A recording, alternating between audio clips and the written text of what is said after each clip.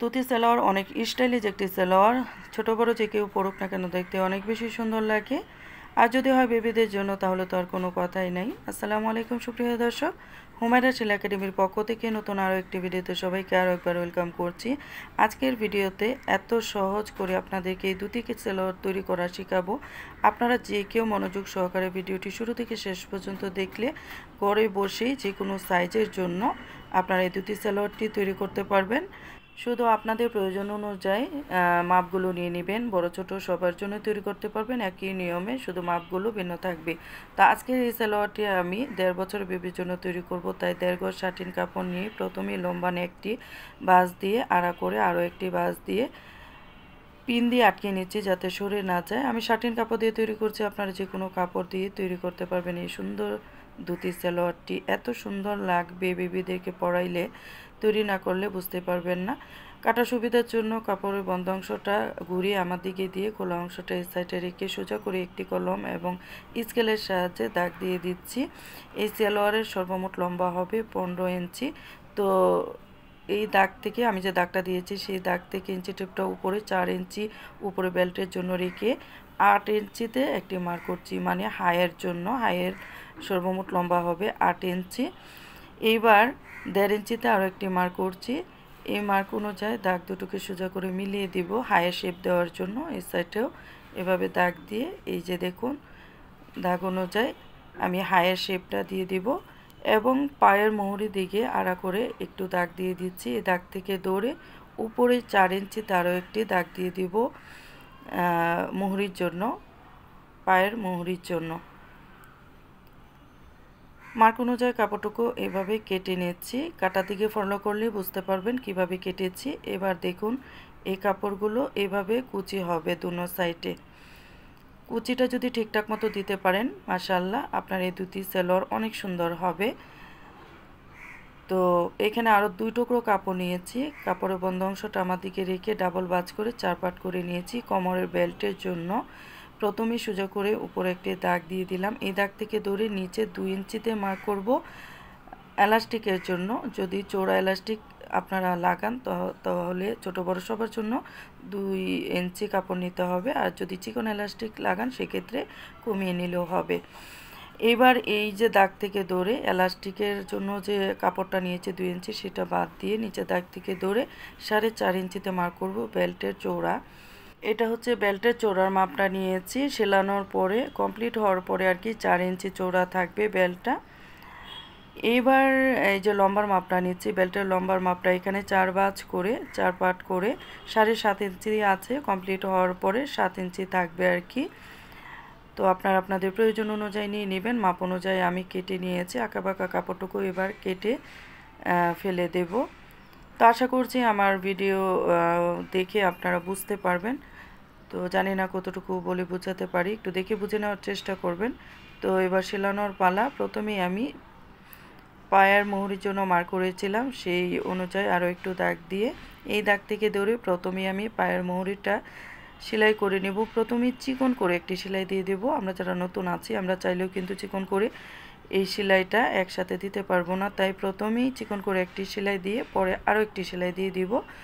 তো সেমভাবে আমি দুনো পায়ের মোহরির সেলাই করে নেব। তো দেখুন এবার এই যে হাইয়ের এই সাইড থেকে ধরে 1.5 ইঞ্চি চওড়া করে এই কুচিগুলো দিতে হবে। ধুতি সালোয়ারের কুচি অবশ্যই মোটা করে দিতে হবে। 1 থেকে 1.5 ইঞ্চি চওড়া করে কুচিগুলো দিতে হবে। কুচিগুলো যত মোটা হবে দেখতে এত বেশি সুন্দর হবে।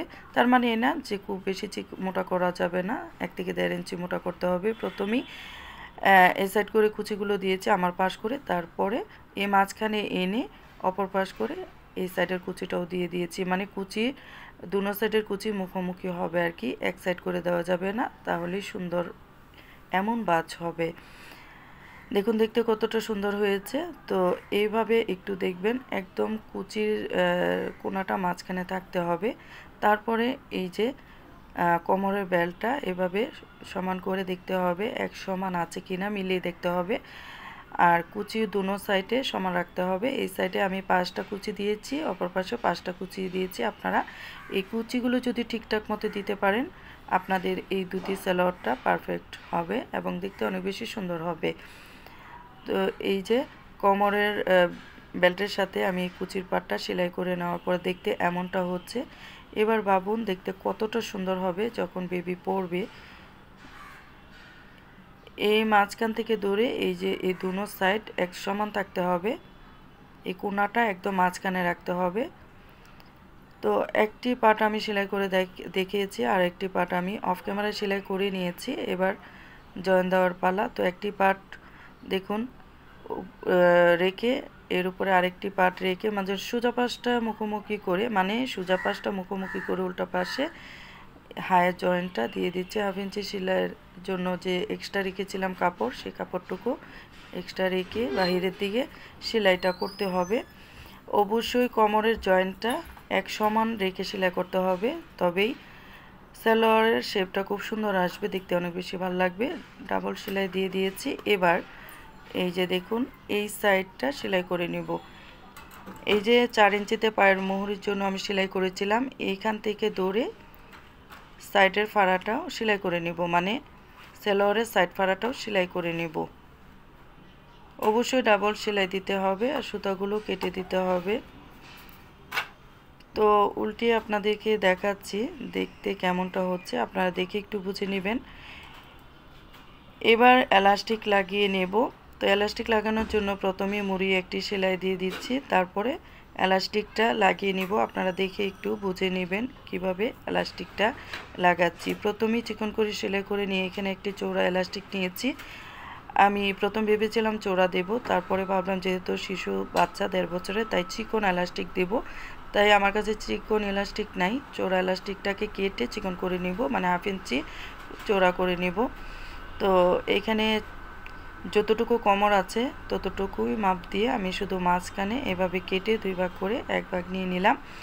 এবার এই এলাস্টিকটাকে জয়েন দিব, দিয়ে এলাস্টিকটা লাগিয়ে নেব। এই পর্যায়ে যারা আমার ভিডিওটি দেখছেন আপনাদেরকে অসংখ্য অসংখ্য ধন্যবাদ। আমাকে যদি সাপোর্ট করতে চান, আমার ভিডিওগুলো যদি আপনাদের ভালো লাগে, আমাকে সাপোর্ট করতে চান, সেক্ষেত্রে আমার চ্যানেলটিকে সাবস্ক্রাইব করে পাশে থাকা বেল আইকনটি অবশ্যই অন করে রাখবেন। এতে করে যখনই ভিডিও আপলোড হবে সবার আগে নোটিফিকেশন আপনাদের মোবাইলে পৌঁছে যাবে, আপনারা সবার আগে ভিডিওটি দেখে নিতে পারবেন। অলরেডি যেসব ভাই বোনেরা আমার চ্যানেলটিকে সাবস্ক্রাইব করে আমাকে সাপোর্ট করছেন, আপনাদের জন্য মন থেকে অনেক বেশি দোয়া, সেই সাথে ভালোবাসা রইল। তো এই যে দেখুন এলাস্টিকটা কিন্তু আমি লাগিয়ে নিয়েছি। কতটা সুন্দর হয়েছে এই সালোয়ারটি, আপনারা না তৈরি করলে বুঝতেই পারবেন না। আপনাদের সোনামণিদের জন্য, ছেলে মেয়ে বড় ছোট সবার জন্য এই নিয়মে দুটি সালোয়ারটা তৈরি করতে পারেন, শুধু মাপগুলো একটু ভিন্ন থাকবে।